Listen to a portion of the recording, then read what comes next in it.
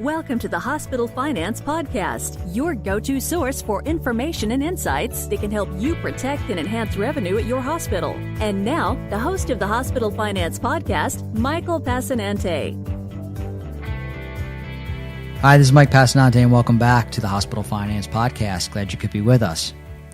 CMS recently released its fiscal year 2017 IPPS Final Rule, and I'm joined today by Scott BESLER, who is a senior manager in our Reimbursement Services team, to help break that rule down and provide us with some of the key takeaways that hospitals need to know. Welcome, Scott.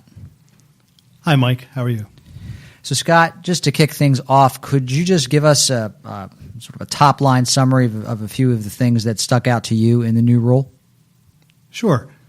In previous years, there may have been more game changers for reimbursement folks. However, for 2017, there are still a few items listed in the final rule that should have the provider's attention. One, the payment rates increased 0.95% for those hospitals that are submitting the quality reporting requirements and that are meaningful EHR users. There are also changes to the quality initiatives. There's a reversal of the 0.2% payment reduction that was related to the 2 midnight rule. And also CMS's potential use of the S10 for calculation of the uncompensated care portion of a hospital's DISH payment has been further delayed once again. Okay, so let's break these down as we go along, Scott, because you delivered quite a bit of information there. First off, you mentioned the payment increase. Can you elaborate on some of the items included in that payment increase? Certainly. CMS included a 1.5% reduction for the documentation and coding, which is required by the American Taxpayer Relief Act of 2012. There was also an increase of 0.8%, and this increase removed the adjustment to offset the previous reductions to CMS's 2 midnight policy that CMS made in fiscal years 14, 15, and 16. Okay, I think next you mentioned several quality initiatives that were part of the rule. Can you talk about those in some detail for us? Sure. In the final rule, 5 changes were finalized by CMS to the Hospital-Acquired Condition Reduction Program. There also were updates to the IQR program, which is the quality program, and then changes to Hospital Readmissions Reduction Program, and then, of course, updates to the Hospital Value-Based Purchasing Program. CMS, through the final rule and through the proposed rule, actually listened to commenters. They reduced the requirements for reporting electronic clinical quality measures, also called ECQMs, as part of the IQR program. Originally, CMS had proposed to hospitals to submit data on all 15 ECQMs. However, they revised their policy by requiring hospitals to report still 4 quarters of data on an annual basis, but for only 8 of the available ECQMs. And Scott, the 2 midnight rule has been something that has been talked about for some time in the industry with a degree of uncertainty, and CMS dealt with it specifically in the final rule. Can you tell us what they talked about in the rule? Sure. I might even step back a little and give you a little history, but the 2 midnight rule, which was introduced in fiscal year 2014, impacted payments for the past 3 fiscal years, so 14, 15, and 16. And based upon the cost of observation stays, that was the focus of the 2 midnight rule reduction. It was an effort to adjust these payments to providers who admit patients to the hospital for observation for fewer than 2 consecutive midnights. And then these hospitals that admitted patients for less than 2 consecutive midnights would not be reimbursed for their inpatient stay by Medicare. So CMS proposed offsetting the cost of these patients through a 0.2% reduction in inpatient payments. And this payment reduction, when it was made, was strongly opposed by hospitals, created many lawsuits, and even had the American Hospital Association challenging these payment cuts for the past 3 years. So beginning for fiscal year 2017 on October 1, there are 2 adjustments that CMS created that will actually reverse the effects of the 0.2% cut it had instituted with the 2 midnight rule for the past 3 years. So CMS made a permanent adjustment of approximately 0.2% to remove the cut for fiscal years 2017 and going forward. And then there was a temporary adjustment of 0.6% that will address the retroactive impacts that this cut had in the previous 3 years of 14, 15, and 16. All right. Thanks for shedding some light on that, Scott. I think another point that you made had to do with the S10. And I'm wondering, will the S10 not be used in the calculations this year? Well, that's a good question. In the calculation of Factor 3 for the uncompensated care, the answer is no. But the S10 worksheet will still be used for EHR payments, or electronic health record payments. CMS actually kicked the can down the street, but they did leave open that there is potential for the S10 to be used in future years. Unfortunately for some hospitals, but fortunately for others and many others, it's not going to be 2017. Got it. So what, if any, changes are there for DISH and uncompensated care? Okay. Currently, and also, as I said, in the future, CMS is going to utilize Medicaid and Supplemental Security Income, or SSI days, to determine each DISH-eligible hospital's uncompensated care payment. And CMS has never hidden its intention to keep exploring to see if there's other reliable data that exists that they can use as a proxy for future uncompensated care payments. And if you go back to the 2017 proposed rule that came out in April, CMS had endorsed a glide path that would allow costs associated with charity care and non-Medicare bad debt be used as the basis for uncompensated care payments, and that was to begin in federal fiscal year 2018. When you look at the data that's out there, this likely would have resulted in huge swings in reimbursement for hospitals across the nation. And Scott, a minute ago you mentioned changes related to Factor 3. Can you elaborate on that for us? Sure. In order to pay for the expanded coverage of the Affordable Care Act, it mandated that CMS reduce DISH payments. So beginning in federal fiscal year 2014, CMS adjusted Medicare DISH payments so that 75% of the total funding would be applied to eligible DISH hospitals for patients that are newly insured through the Affordable Care Act. And there are actually three factors that are involved in this calculation, and CMS labels them Factor 1, Factor 2, and Factor 3.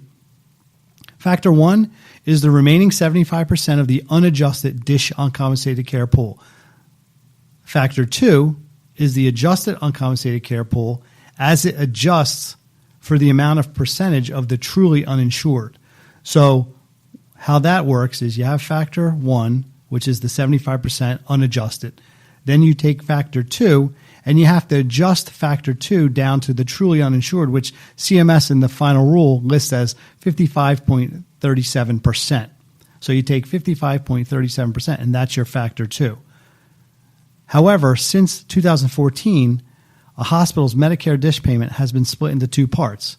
The empirically justified Medicare DISH remains at 25%, and we're going to call that DISH Classic. And then the uncompensated care pool remains at 75%. And again, the empirically justified DISH is simply 25% of the DISH payment of a qualifying DISH hospital that they would have received prior to the Affordable Care Act. The uncompensated care payment is the result of those three separate factors that we did call Factors 1, 2, and 3. So from fiscal year 2014 to fiscal year 2016, Factor 3 represented each qualifying DISH hospital's Medicaid and SSI days that CMS refers to together as low-income days from a cost report. Factor 3 represents each DISH hospital's low-income days as a percentage of all DISH hospitals' low-income days. In 2017, in an effort to address the data anomalies, CMS used a 3-year average of low-income days to determine Factor 3. The largest change would have begun in federal fiscal year 2018. And this is where, in the proposed rule, CMS proposed to phase in charity care and non-Medicare costs from the S10 as part of a 3-year rolling average. Many in the provider community, not just hospitals, but the American Hospital Association and other groups, agreed that it was too soon for this change. CMS listened to the comments, and now they aim to make modifications to the cost report instructions for Worksheet S10. They will implement a review protocol for all Medicare administrative contractors, so the MACs are going to be involved in this, and they may even listen to the provider community, although CMS did not mention that in the rule. They're going to review the S10 as it is now and make necessary adjustments or changes to see how they can incorporate the S10 in the calculation of the uncompensated care payment and how this data will be used. CMS did target federal fiscal year 2021 as the year when the data will be used. Again, another election year. A lot can happen between now and then. It's stuff to ponder. Sure. Is there anything hospitals can do or should do while they wait? I would think the answer is yes. We've analyzed the data, and we've determined that there remains too much missing information, and there are apparent reporting errors across the country for the S10 to be a reliable resource in determining uncompensated care payments as they are right now. And I believe, as for now, CMS came to that same conclusion. I have to say that I appreciate CMS' effort in attempting to use the S10, but also the willingness to pull back and not use it because they deemed it not reliable at this time for a basis for uncompensated care payments. However, going forward, CMS, I believe, must be clear in their instruction to the MACs in establishing a consistent review. There are billions of uncompensated care dollars that are distributed to hospitals. They need to be distributed in a dependable manner. There are many DSH hospitals that desperately rely on this funding, and this funding allows them to provide access to care and also create jobs for their communities. In the meantime, hospitals should remain diligent in their review of the components involved in current and future calculations of their uncompensated care payment. And this will include to ensure that their low-income days from their 2012 cost report and forward are as accurate as possible, and if they need to file amended cost reports, they should do so. And I would also contact their MACs to let them know why they're submitting these amended cost reports. As recently as July 15th, 2016, CMS released Transmittal 1681, which attempted to solidify the time frame for updating 2014 cost report information that CMS had proposed to use for the uncompensated care payments. The transmittal also stated that hospitals should revise their S10 by September 30th of 2016.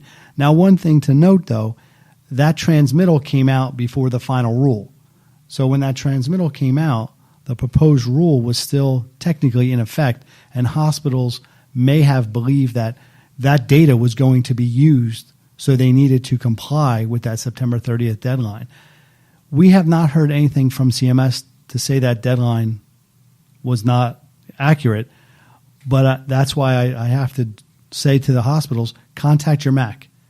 Ask them, what should you do? But you should also know if your S10 data needs to be amended.